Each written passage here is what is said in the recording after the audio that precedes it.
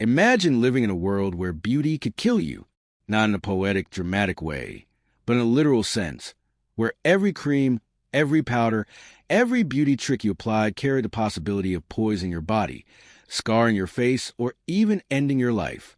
That was the reality of the Middle Ages, where beauty wasn't just a preference, it was a requirement for survival, for status, for marriage, and even for respect in society. What you looked like was your ticket to the future. And for women especially, beauty came with a brutal price tag. In the medieval world, pale skin was the ultimate symbol of nobility. The paler your face, the more people believed you lived a life of luxury, far away from farm labor and the burning sun. But to achieve this ghostly look, women didn't just stay indoors. They attacked their skin with dangerous concoctions. They smeared their faces with lead-based powders mixed with vinegar, chalk, and egg whites, never realizing the poison. They were pressing into their skin each day, slowly. Their faces scarred, their organs weakened, and yet the more damage the makeup caused, the more of it they used to cover the results. It was a vicious cycle where every glance in the mirror meant more poison spread across the skin. Some women's lives were shortened not by plague or famine, but by their own beauty routine. And if the skin wasn't enough, the hairline became the next battlefield. A large, shining forehead was considered a mark of elegance. To achieve this look, women literally plucked or shaved their hairlines, pulling out strand by strand, sometimes until their scalps bled. Eyebrows, often gone entirely, ripped away in the pursuit of fashion.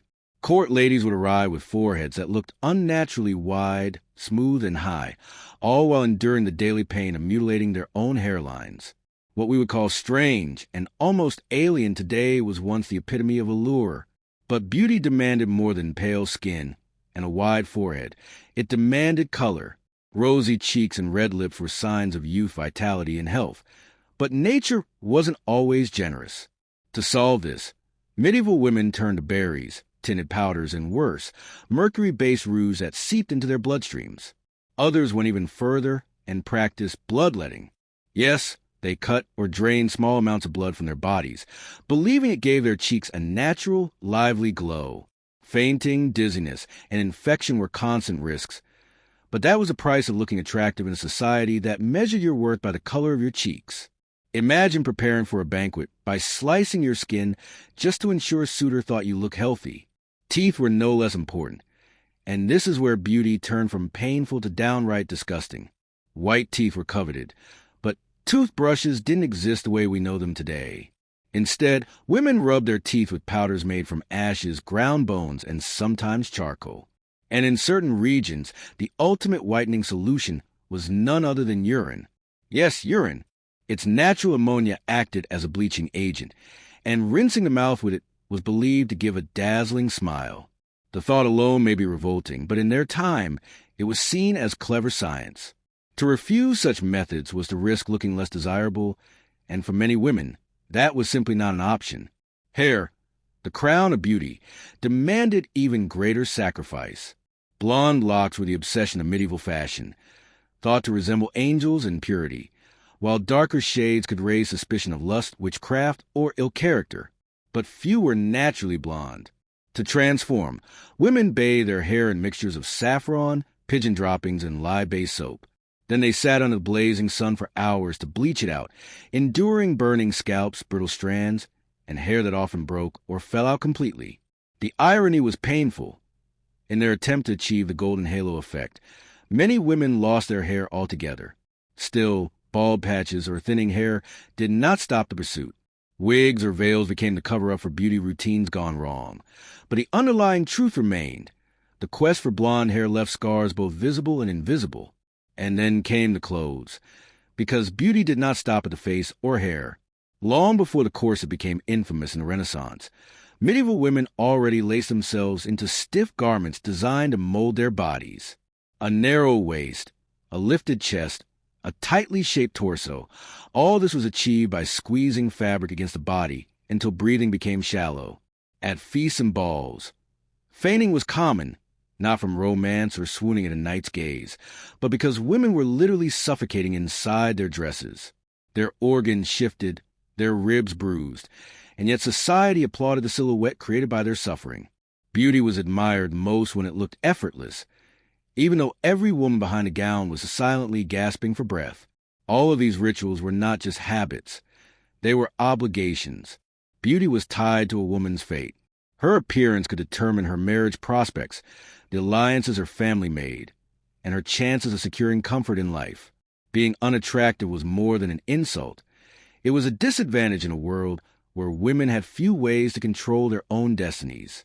That fear, that pressure, pushed them further into the arms of toxic powders, blades ripping hairlines, cuts for bloodletting, and urine gargles in the name of beauty.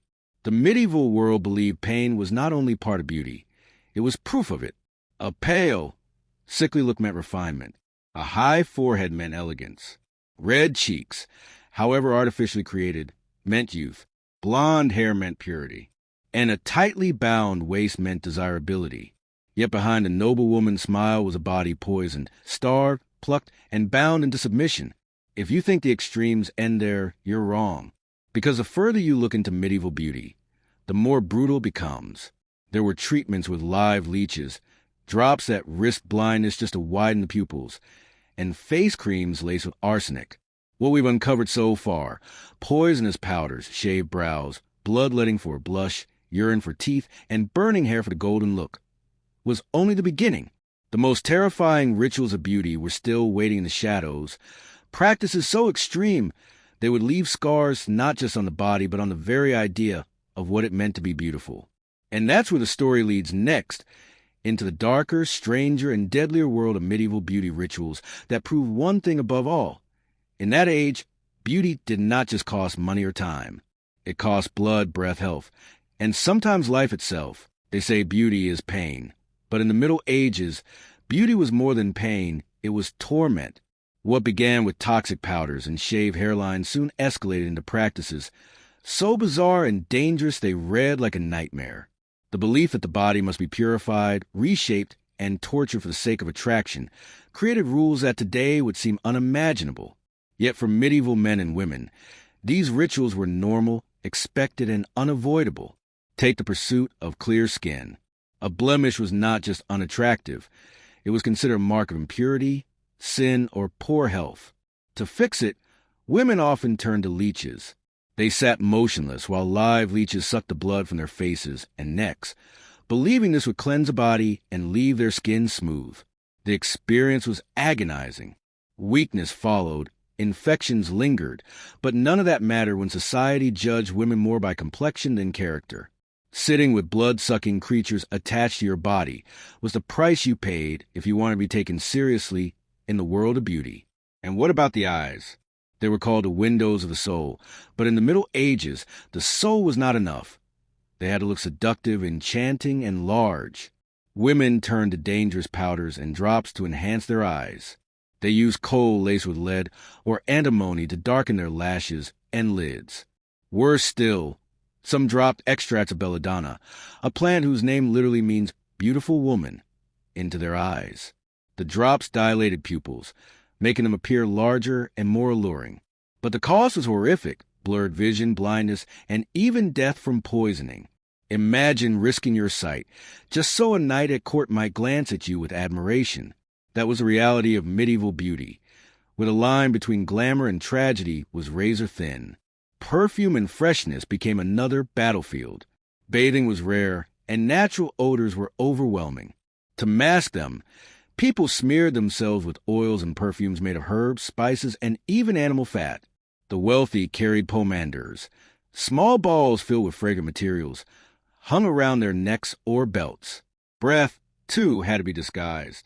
Chewing fennel seeds, cloves, or mint leaves was common, but other methods were far more extreme.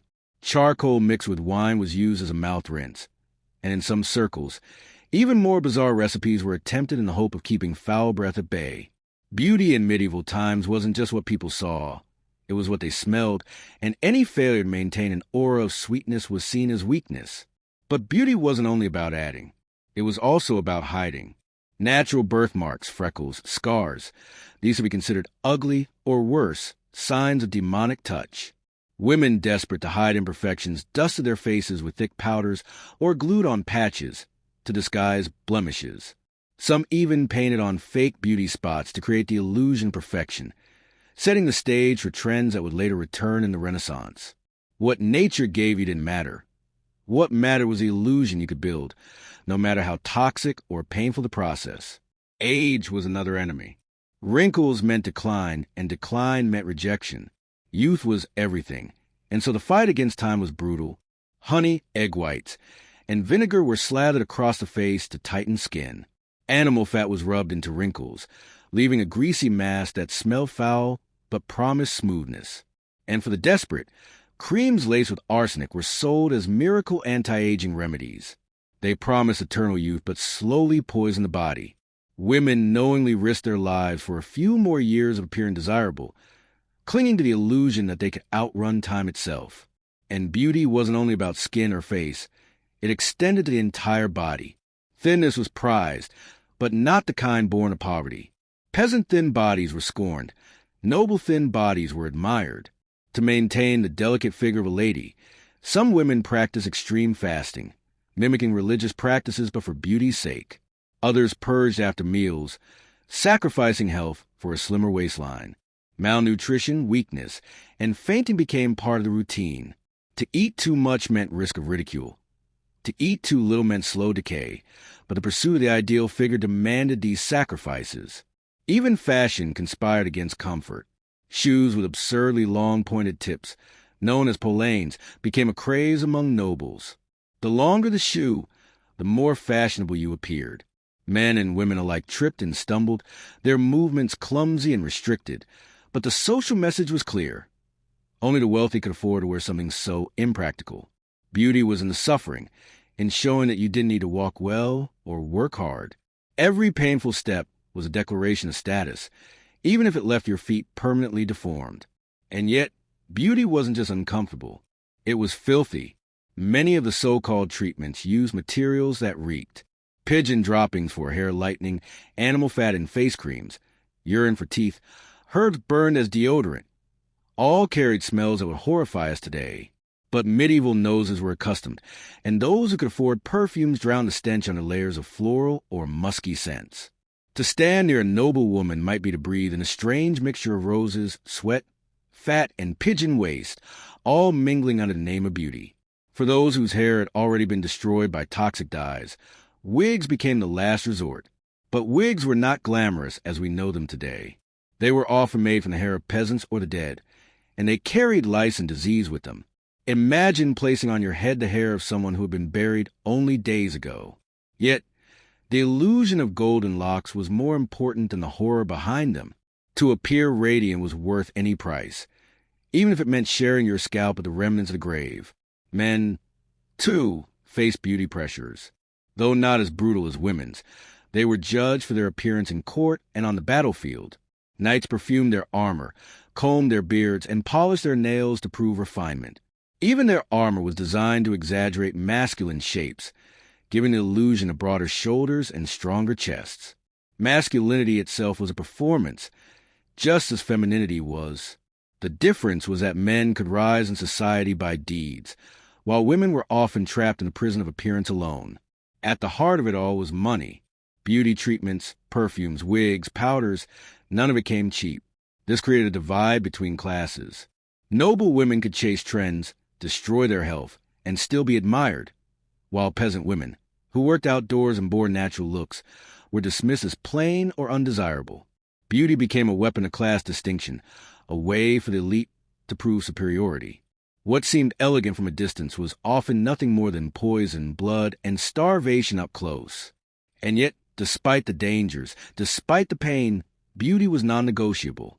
A woman's face, body, and scent were tied to her future.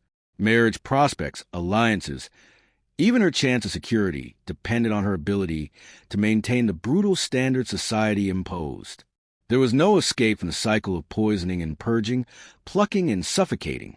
Beauty was not vanity. It was survival. This is the dark truth of medieval beauty.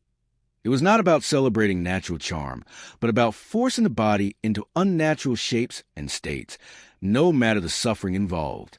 Every pale face was painted with poison. Every high forehead was one with pain. Every golden strand of hair was burned into existence.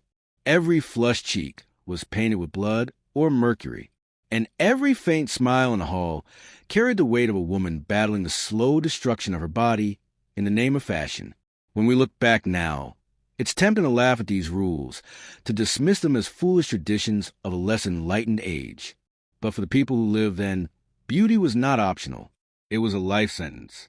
It shaped their health, their futures, and in many cases, cut their lives short. So the next time you think modern standards are cruel, remember this. In the Middle Ages, beauty didn't just demand money or effort. It demanded blood, sight, breath, and sometimes life itself.